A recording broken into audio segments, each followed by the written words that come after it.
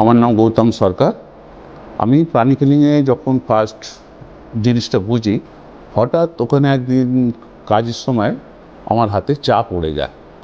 চাটা পড়ে এত স্ক্রিনটা জ্বলতে থাকলো, তখন আমি ভাবছিলাম আমার স্ক্রিনটা নেই। চেঁচামেচি হওয়ার পর কী হলো কিনা, ম্যাডামরা তখন আমার হিলিং শুরু করলেন। 10 মিনিটের ভেতরে আমার স্ক্রিন একদম যেরম ছিল সেরম হয়ে গেল। আমি তখন থেকেই ভাবলাম, যা ভালো জিনিস তো।